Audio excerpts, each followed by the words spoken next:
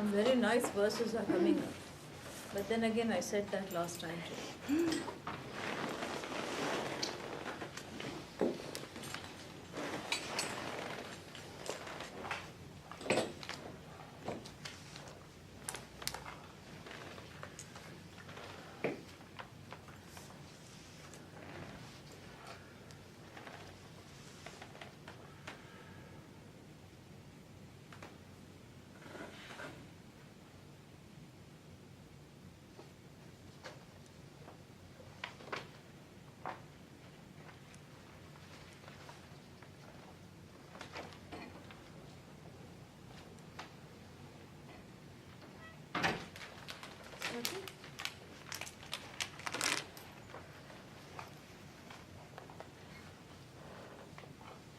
Sahana bhavatu, Sahanau bhunaktu, Sahaviryam karavavahai, Tejasvinavadhitamastu ma vidvishavahai. Om Shanti Shanti Shanti. There are two ways of ascertaining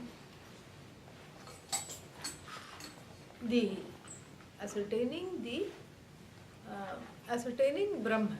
The definition of Brahman is given in a twofold way. Why twofold way? Because in the first definition, we cannot sort of say the Jagat does not exist, correct? Yeah.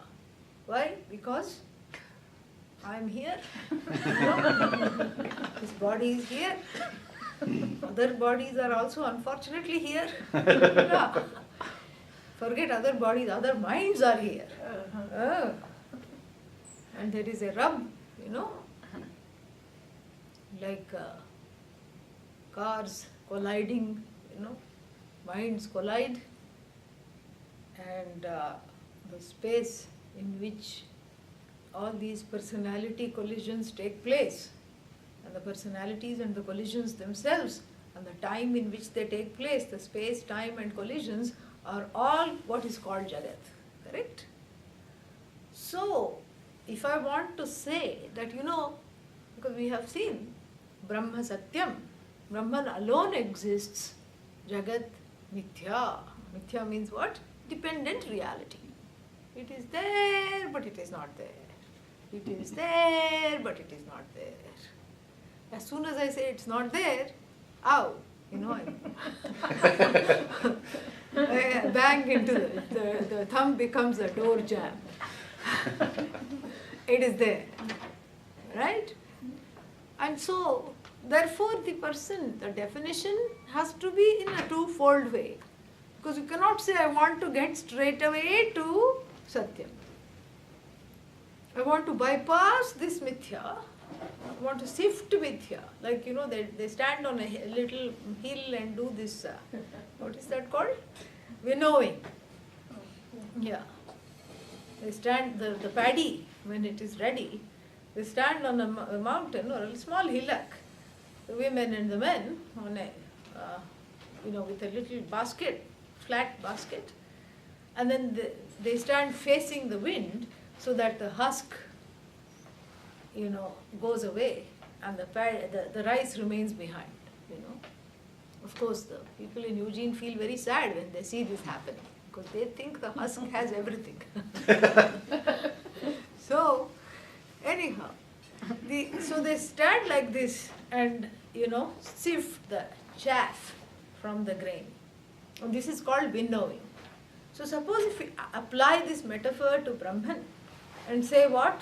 That I want to get rid of this chaff. This Jagat is chaff. We have to be clear what is chaff. Yeah. Especially in Eugene, when the two are so similar. Yeah. Because I went once to one shop and there they were selling the what is that?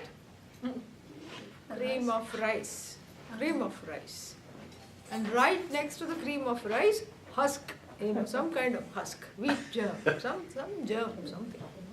So anyhow, so here it is seen as equal on the same par. You cannot do that.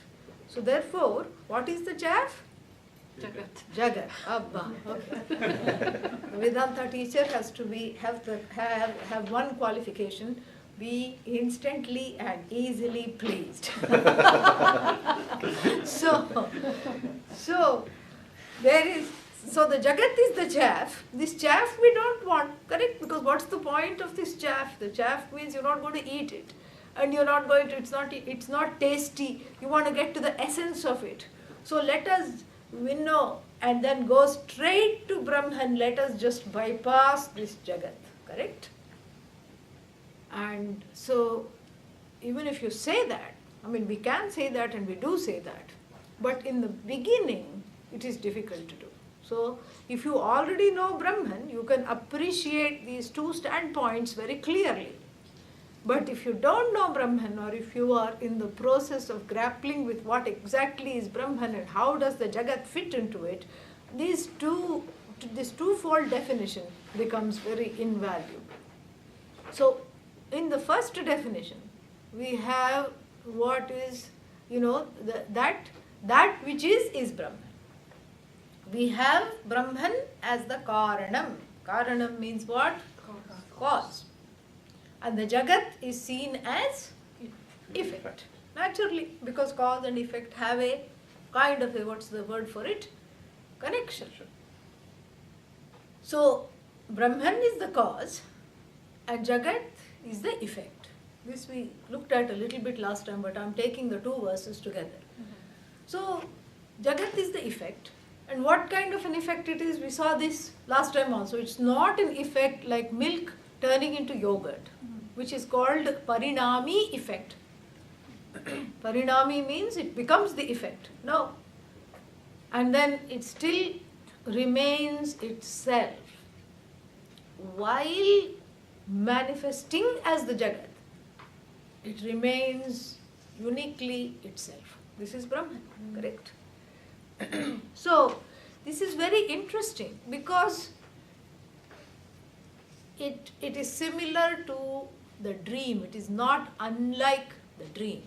In the dream also, while being uniquely myself, I spin a whole internal Jagat of people, situation, complaints, sorrows, happinesses, correct? My own knowledge, my own memory gets weaved into a web, a world which is non-separate from myself. Very interesting. So, in what part of the dream am I absent? No part. You cannot even say I am only there with all the animated beings and the inanimate world I don't occupy. No. You cannot say that. Because if I think of tree appears where? In the dream. So the dream Jagat is completely pervaded by my knowledge, my memory.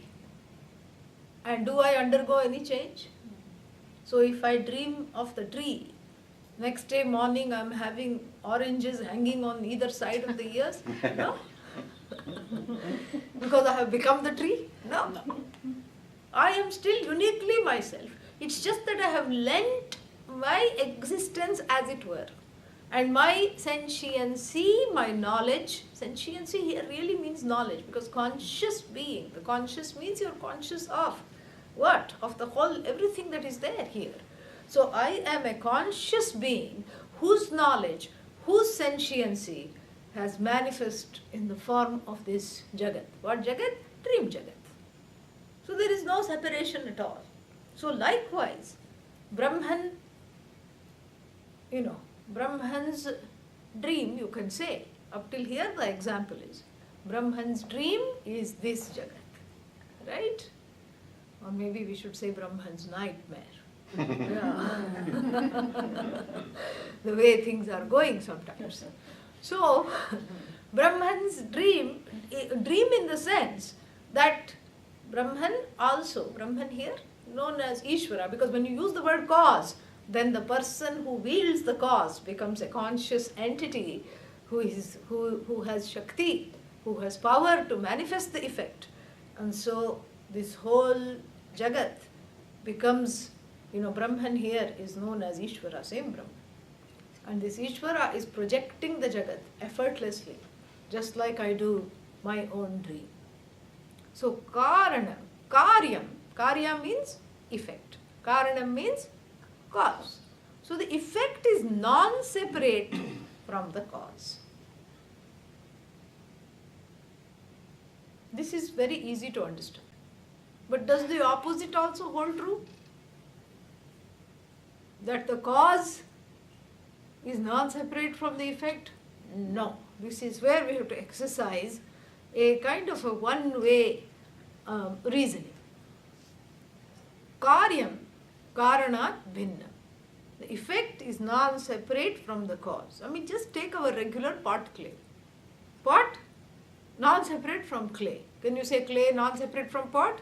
No, because clay can be in the form of lid, cup, so many things. Plate, so many things. So therefore, the clay is uniquely itself and the pot is nothing but clay. So Brahman uniquely itself, but at the same time, no thing worth being called a thing in the Jagat can exist without Brahman. So the existence itself is Brahman, because the is resolves, there is only one is, one source of is. You take anything. You take fabric, you take shirt. And very soon one understands there is really no such thing called shirt. What is there? Fabric. Then there is no such thing called fabric, because the karana of fabric has one more karana. Because everything that you think of as karana becomes karya. This is the problem. All the things you think of as cause become because. They no longer remain the cause.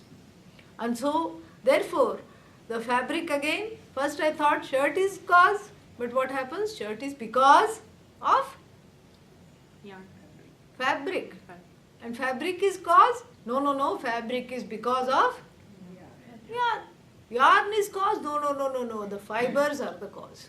Fibers are the cause? No, molecules are the cause. Then particles, and then you go through all this various, you can keep going. And then finally, you have to take a quantum leap and see that it all resolves in the observer.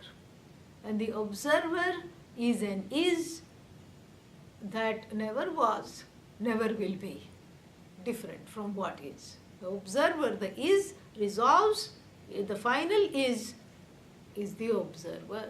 And this observer alone is called Brahman. From the standpoint of the Jagat, Brahman gains an epithet, Ishwara.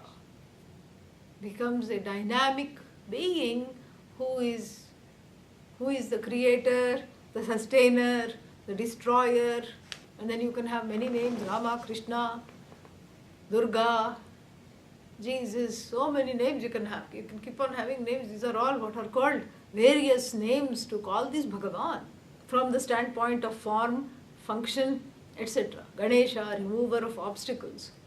Shani means the Lord who gives instant vairagya. That is Shani. Saturn is, even in the Western astrology, is known as the great constrictor. And when Saturn constricts, what happens? Moksha becomes a reality, because there is no other options left. Saturn takes away all the options. And so therefore, from the standpoint of the astronomical effects on the beings on earth, you can say Bhagavan is a particular manifestation of Saturn. You can say Jupiter, Venus.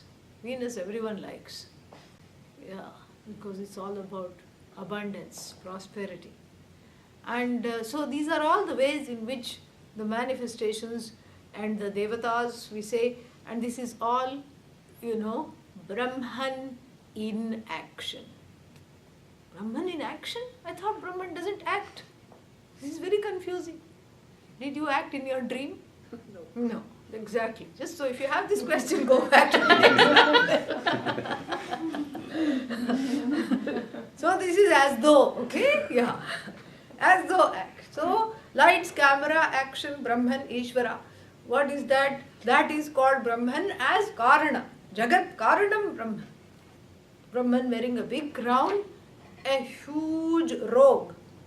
What kind of a robe? Full of glitter. And then Brahman is called the cause of this whole universe. And Brahman feels very, very good. When does Brahman feel good? I'm the cause of the universe. I feel really good. This is on one end.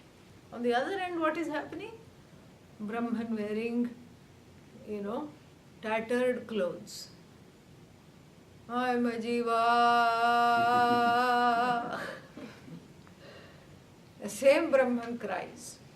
Oh, really cries? As though cries. The same Brahman gloats. Really gloats? No, as though gloats. You have to put as though in front of all the things that we are talking about. Same Brahman. And we saw that. And then, the verse 34 talks about this very beautifully. Is that it is, the effect is not separate from the cause. But the cause is uniquely itself. The cause is separate from the effect. It is uniquely itself. And the effect being as though, an as though effect cannot affect the real cause. We have to understand the relationship between real, Satyam, and Mithya, as though. So Mithya doesn't mean false. Mithya doesn't mean a parallel reality to Brahman.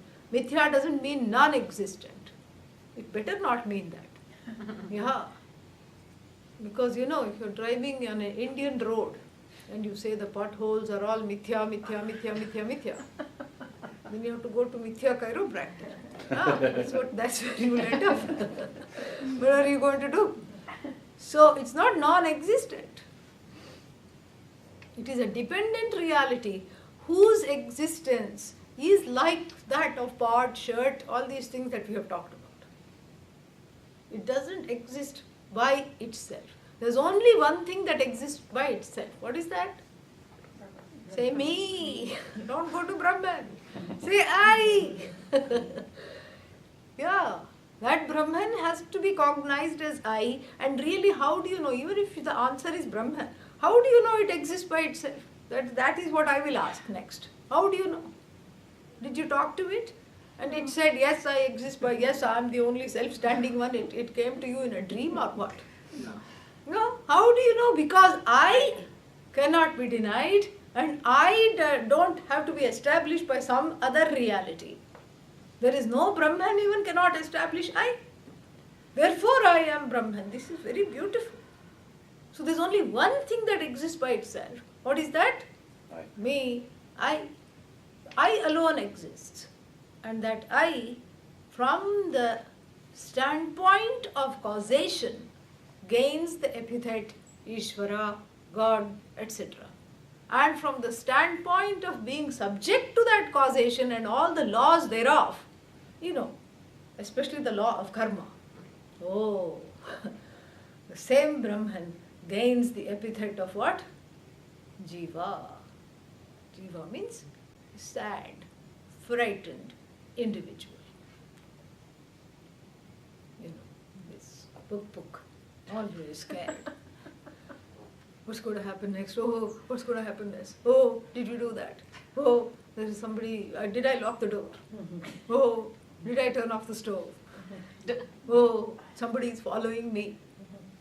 When I walk fast, the footsteps behind me are also getting fast.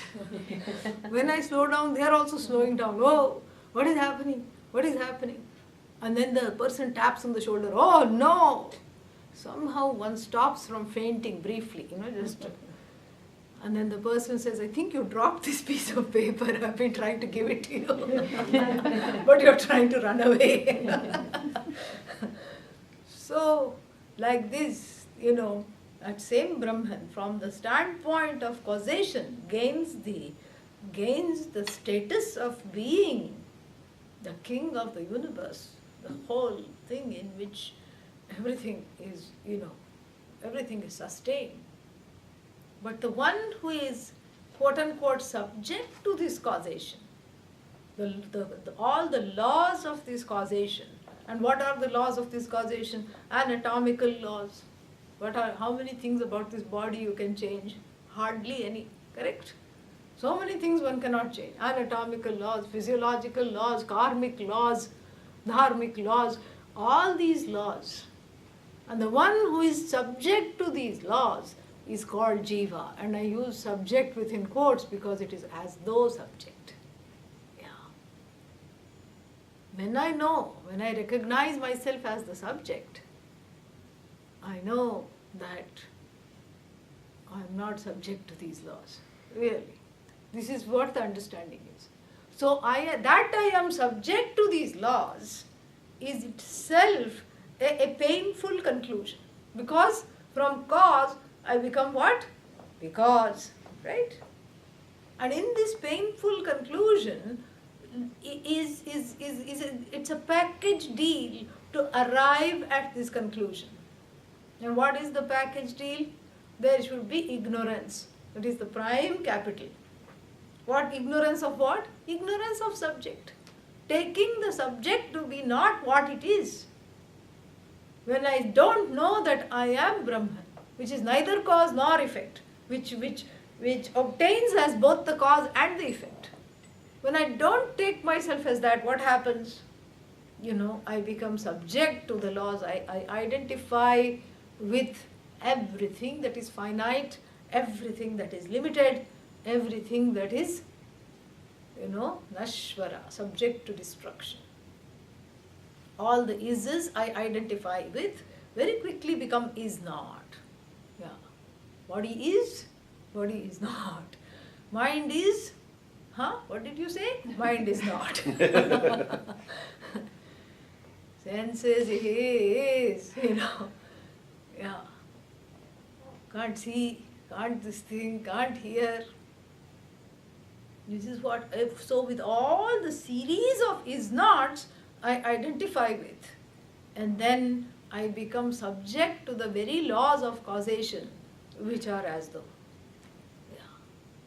So therefore, the gain of this knowledge, you have to walk back, and this walking, the author is going to take us back.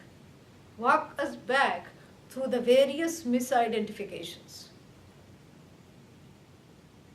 And come back to a center of the witness. Because if one does not contact, if one is unable to cognize and make contact with the witness of the body-mind sense complex, one becomes witless. Yeah, there is only one letter. Yeah. So the witness becomes witless. And so therefore, there is a very big thing here. So the whole idea of this causation is as though being subject to the laws of this causation, as though cause, as though effect, as though. So this is what has to be understood. And so this is that. Therefore, this cannot be the final definition of Brahman. Correct? This is just a as though definition of Brahman, because it comes and goes, comes and goes, comes and goes. Because is the Jagat there all the time? We are told no. Jagat is not there all the time. How do we know? Because I just woke up. Jagat wasn't there in sleep. That's how I know. So every day we have baby Laya. Laya means what? Yeah, bye-bye. And then we have a big Laya at the end of every kalpa, which is called Pralaya. Yeah. It's kind of the same thing. When you when you go into meditation, it is called samadhi. And then when the sadhu passes away, you don't say the person has died.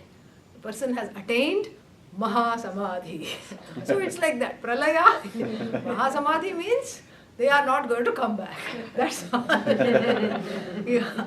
So Pralaya means the jivas also are not going to come back in a hurry because everything has folded into itself. Brahman has withdrawn this dream, this as though Jagat has been withdrawn, and the as though causation has been withdrawn, and the as though effect has been withdrawn. So Brahman has also been withdrawn. Ayyo, kya kare? Yes? No. So Brahman is not withdrawn.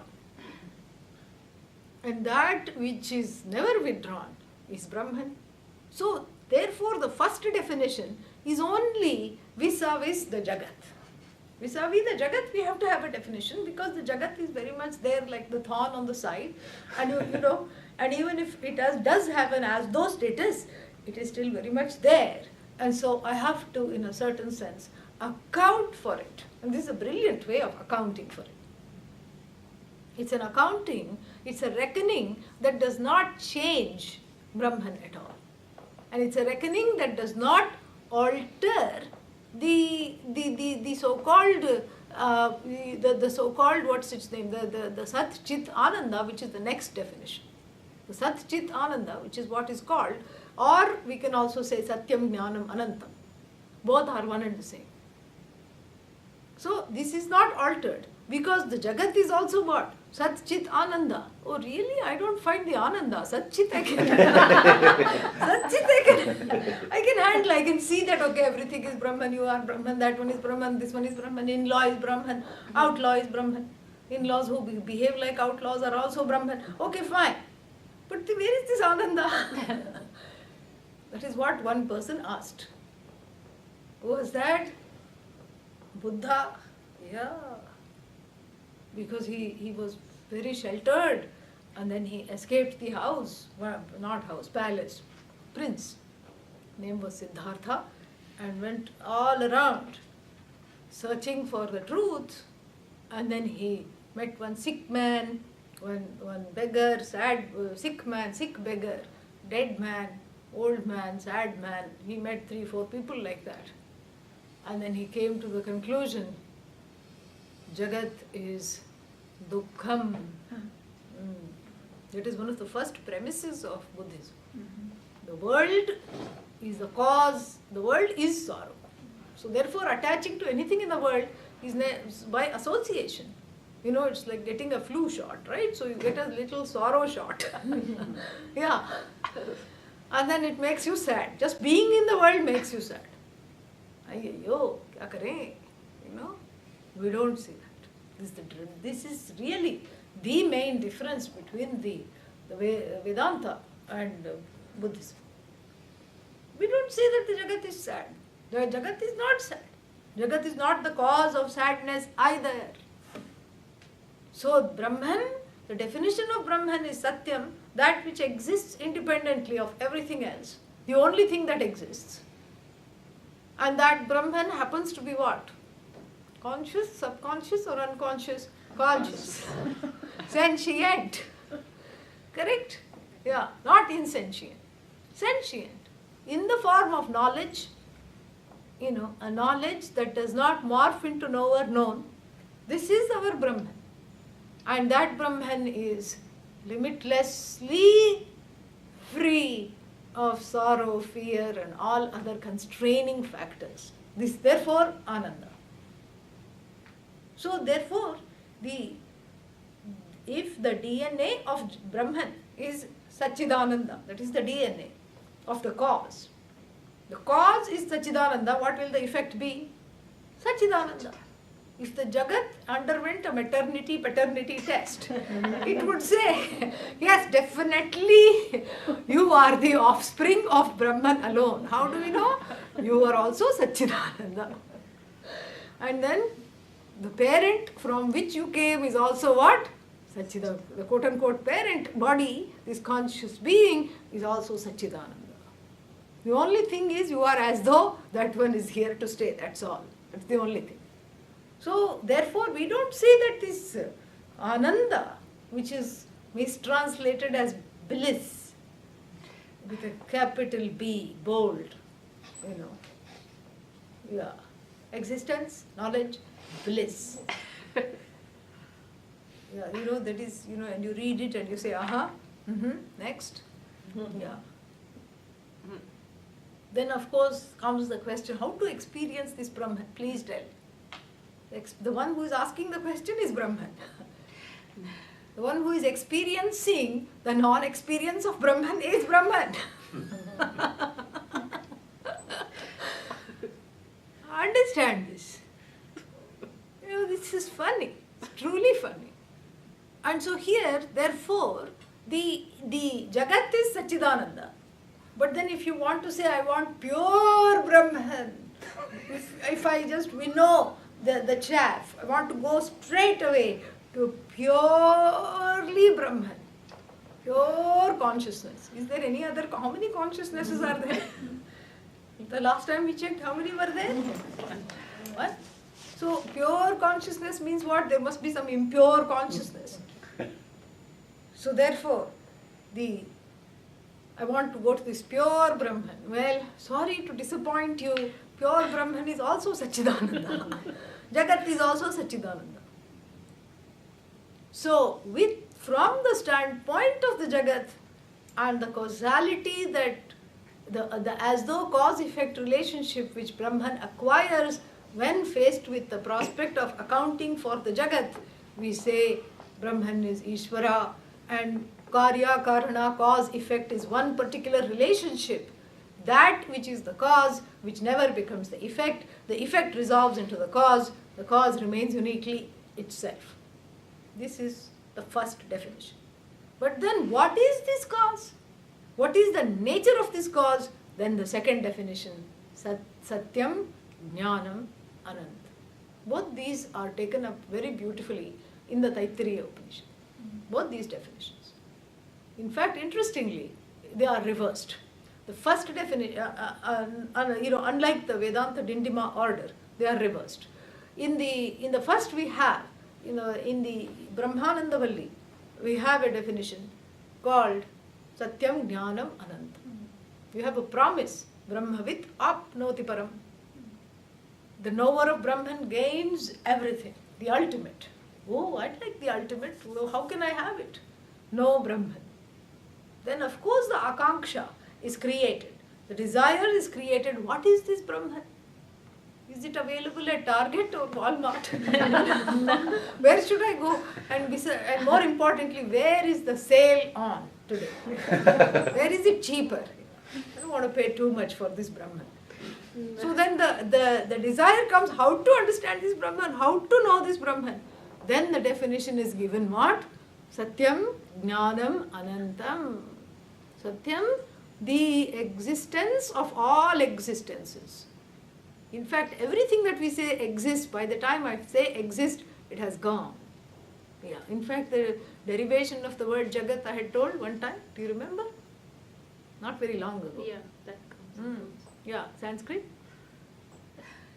That which is born and gone. How do you say born? Jayate. Jayate. How do you say gone? Gacchati. Jayate, ja. And gacchati, ga. Jagat. That which is born, which is gone. Born, gone, born, gone. And the is, that I see it, the is between the born and the gone, the is that is there belongs not to the Jagat but to Brahman. So jayate gacchati. But that which was never jayate, which never gacchati, is what? Sat. So this is Sat. What is this chit? Or Satyam? Satyam we are taking. Satyam. And then this Jnanam. What is this Jnanam? And of course it's mistranslated as knowledge. Knowledge of what? Remember, to know is a transitive verb. Go back to 4th grade grammar. Yeah.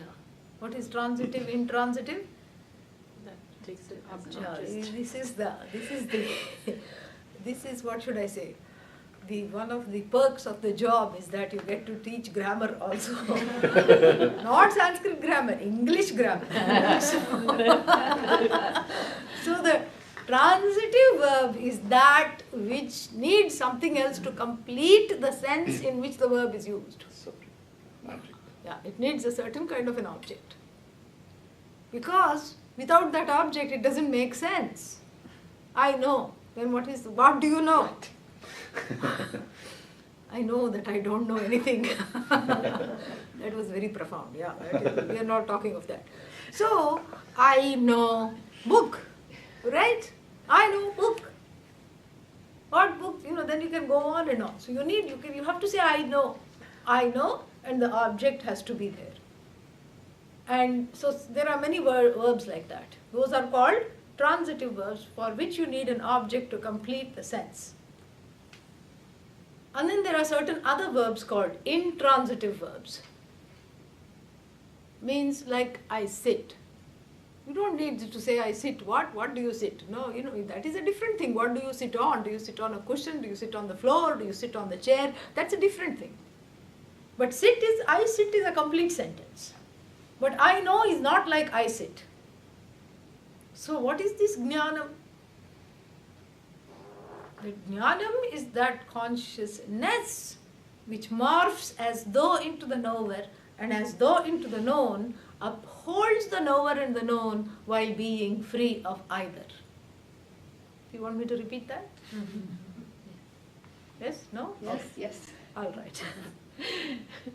Jnanam is that consciousness. Don't get confused by the word consciousness. Consciousness means sentience. I know I am. That is that awareness. So jnanam is that awareness. Let us take awareness for now. Jnanam is that awareness which upholds both the status of the knower, because the knower is a status, correct? The known is also a status, which upholds the status of the knower and the known without becoming either the knower or the known. This is jnana. So knower, known, knowledge. So when I say knower, I am only seeing part of the picture. It is a limited, finite status. Because the knower becomes ignorant very quickly. The knower of book is ignorant of the content of the book. I know that this is book. Oh, what book is this? Vedanta Dindima. Oh, what is that? I don't know. You see how quickly the knower became, I don't know. Knower becomes ignorant immediately. And the known also comes and goes. Right? Any object that you know because no longer remains in that same form anymore at all. No longer remains in that form. So the knower and then the knowledge, the process of gaining this knowledge. The knower sending certain, the mind sending a thought to capture, as it were, like we have to, supposing if I say cup, we have to illustrate this. So even before I said cup, you already had a cup in your mind. Yes? Mm-hmm. Mind was cupping a cup. And when I showed this cup, the mind sent out the cup thought. The cup was already available in the head as a thought. And then the mind sends out the thought, cup thought, to find out if it is really the cup or not. Because I could be saying cup and holding book. Right? So the mind wants to know if really this is what she is saying. What is being said is indeed what it is.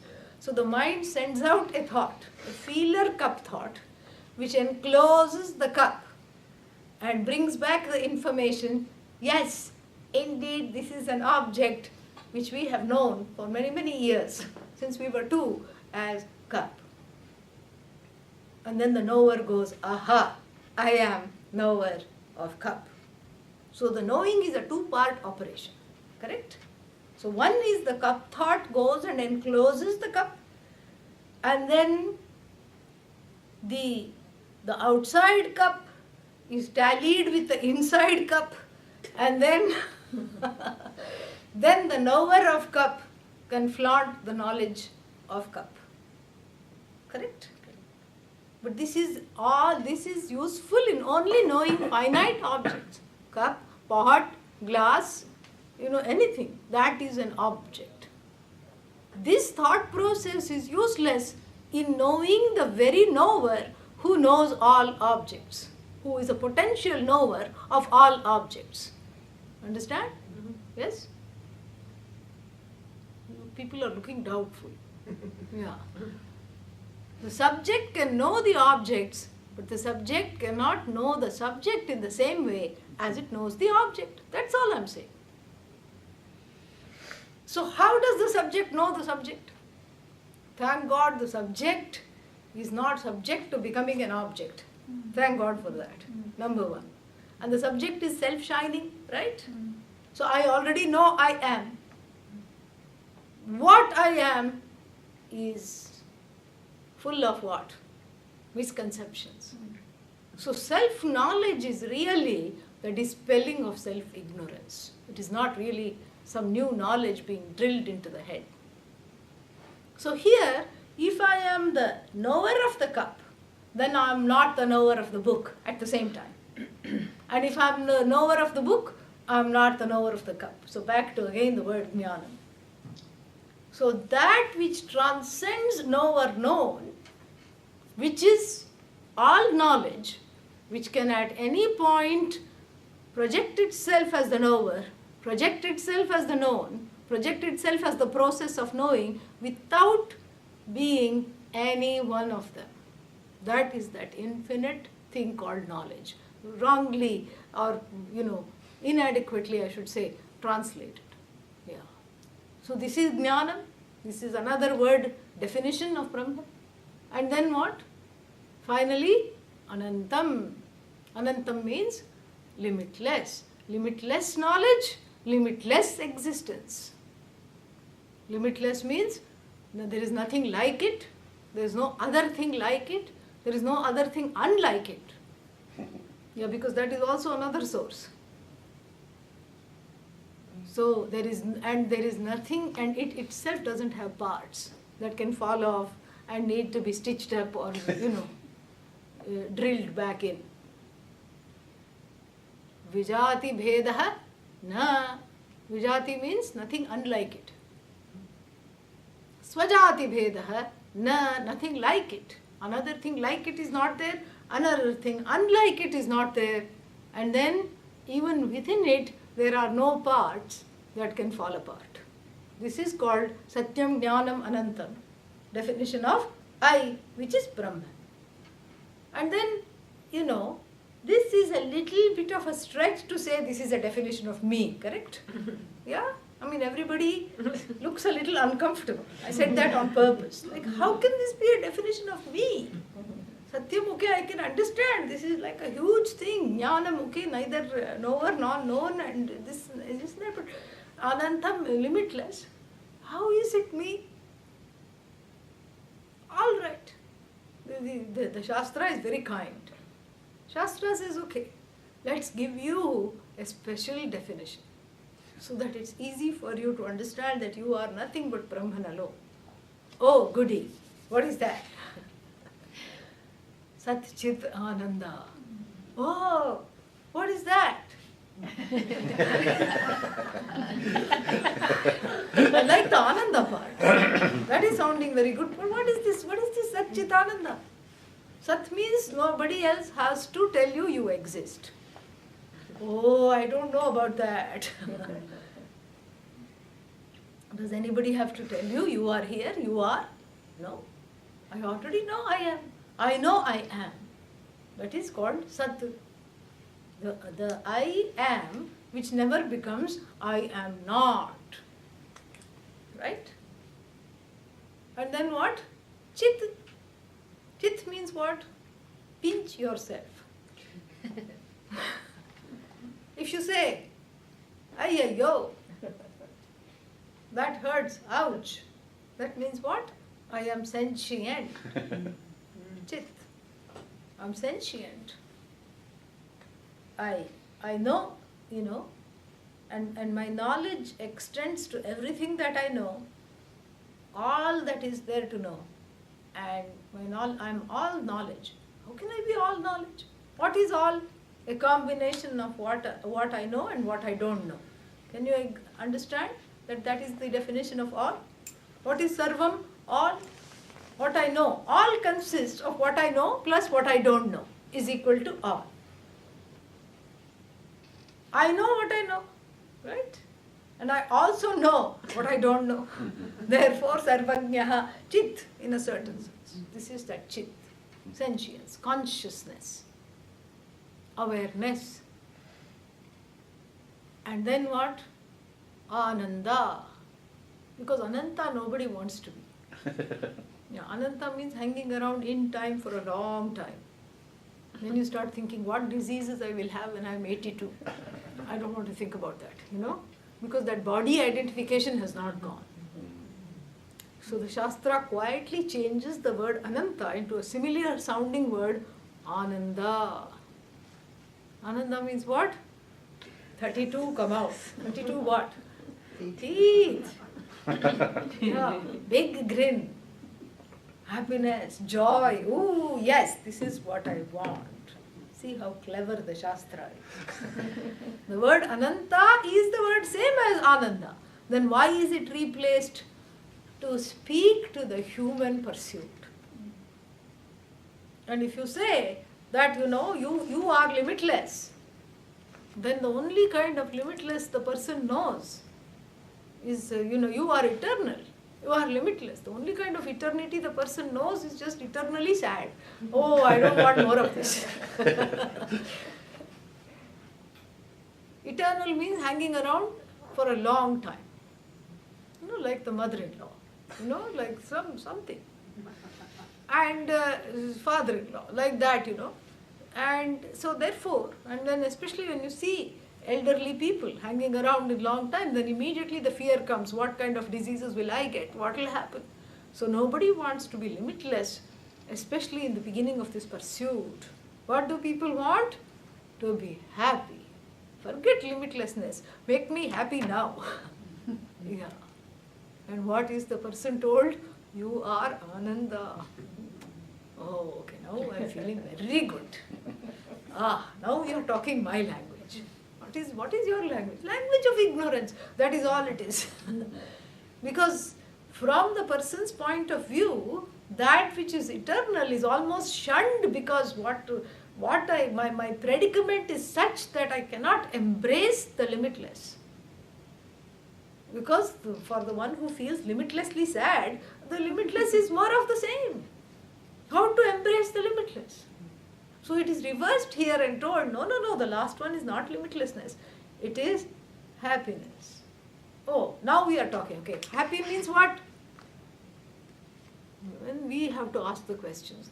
How long you want to be happy? Always. Forever, always. When do you want to be happy? No. Now and forever, correct? Yeah. That is ananta. That is limitless. That is limitlessness. Because the person who says, we just have to take it down one notch and explain it from the standpoint of happiness. Why? Because this is what the person is expecting. This is where the person is at. And the person is a dhoonder. What is a dhoonder? Seeker. Dhoondta rehta hai. Yeah. Keeps on dhoonding. Dhoonding means to seek. Dhoondana. Yeah. So dhoonding. One life gone. Again next life dhoonding.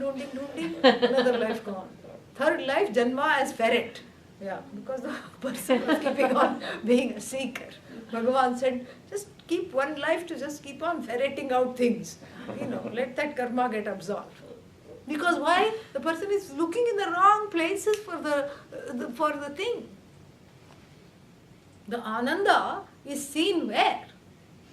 The forever. Ananda means the happiness, the forever happiness is seen in all the not forever things. Like marriage, like children, like, all these objects, sense objects, things that I see, things that I hear, things that I taste. It just comes down to that. So everything is connected to the sense objects. So the sense objects are facing inward or outward? Outward. Outward. That's what Kathopanishad, it will come. Paranchikhani. Vyatrinat swayam bhuhu parak pashyati nacha antaratman. And Lord Yama says that Bhagavan has almost destroyed this human being by keeping the sense organs facing outward. And then the person is told, this is cruelty. The person is told, look within. What is this? Is Bhagavan a sadist? Put up, and not only that, if the Jagat was a dull, bleak place, like the Sahara desert, just go miles and miles, sand, you have to imagine the mirage, you have to imagine the camels and the little shrubs and the water, you have to do everything. It's not really there. And here the Jagat is, populated by all these wonderful mountains, oceans, fog, rain, sun, beautiful things, stars. The whole thing is so wonderful to see, plus so many restaurants.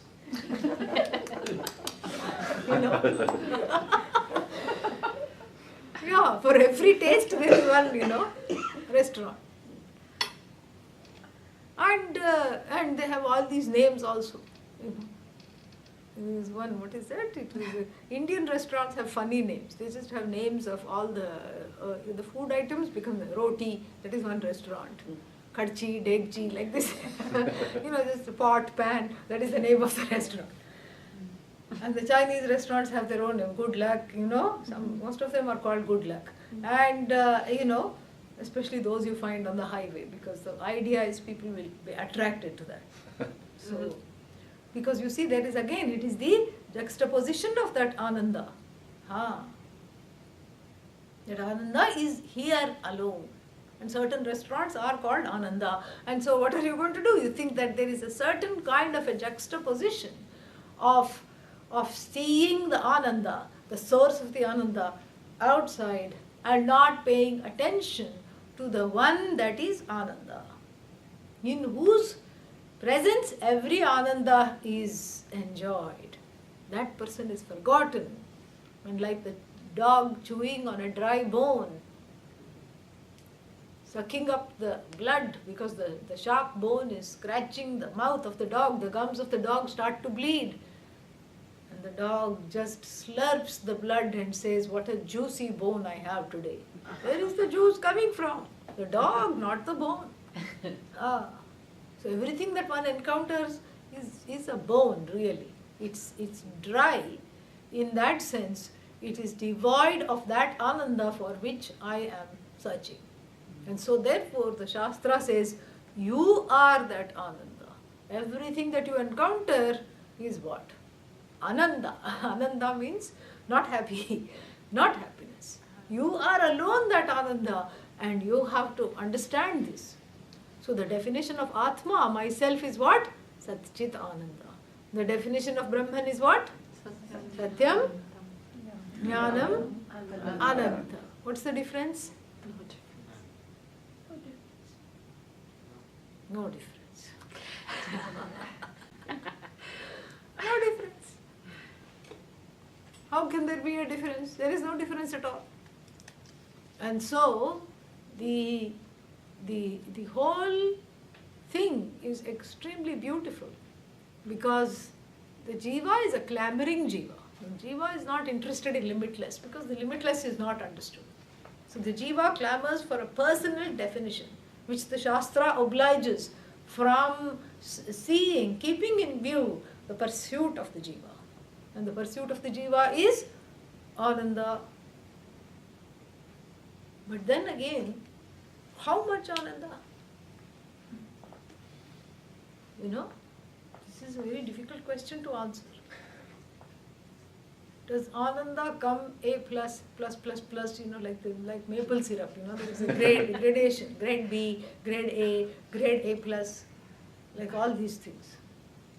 Darjeeling tea, the first cut, second cut, like this, there are all these gradations in things.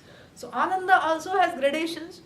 Upanishad says, in a manner of speaking, yes, from how one sees, there seems to be a mimamsa, a kind of a gradation of ananda. How do we understand this gradation? Well, if the gradation of ananda is made by the contact high, the contacting the objects of desire, the ability to contact and interact with the objects of desire and enjoy the objects of desire, that is how the ananda is graded, correct? Yeah, that is why a person who is 25 has, has more ability to enjoy the world because they can eat a stone and digest it compared to the 95-year-old where the tongue doesn't work, half the tastes are gone and you don't know what you have eaten yesterday, sense of smell doesn't work. If the sense of smell is low, then the appetite is not there. There is so many different, problems here. So therefore, we, to do this, to show that this search for the external ananda is full of gradations, and no matter what grade you get, you are not happy. The Upanishad sets up an ananda chart. Yeah, it is called Ananda Mimamsa. In order to have a chart, we have to have an ideal, typical unit of human happiness. Correct? Yuva syat sadhu yuvadhyayakah ashishto dradishto balishtah. So we'll take a young man. Why not woman? Purva Pakshi. No, because man means more strength is there, that's all. So, take a young man, yuva syat. Usually the term young goes with restless, correct? There was even one TV show, Young and Restless. But here this yuva is sadhu. Sadhu yuva syat. Sadhu means very calm young person, good, calm young fellow. What? How can that be? Must be a nerd. Adhyayakah. No, very well adjusted socially, not a nerd. Oh, must be dumb, not educated, Ashishtah. Must be wishy-washy, mama's boy, Dradishtah, makes his own decisions. Is very, very responsible and makes his own. Dradishtah means has certainty. He knows what he wants and he knows how to, he's ambitious, he knows how to go after it. Oh, must be puss in the muscle department. No muscles. Balishtah, strong. Maybe not like a pahalwan, not like a wrestler, but strong. Now he's starting to look like son-in-law material. For everybody with a daughter of marriageable age. In fact, the husband is convinced. Yes, this is, I just, forget the horoscope, he sounds very good. Let's set a date. Auntie, mommy is much more pragmatic. She says, let us see the bank balance first. Yeah, we're not going to give our daughter, he may be very good, but what is if he doesn't have 2 coins to rub? What is he going to do? Tasyaisha vittasya, tasyaisha prithvi vittasya purna syat. And the Upanishad says, imagine the whole Mother Earth and all her resources are for this fellow only. Mineral resources, diamonds, gold, oil, everything, everything that is there. Now mommy says, acha, now it's okay.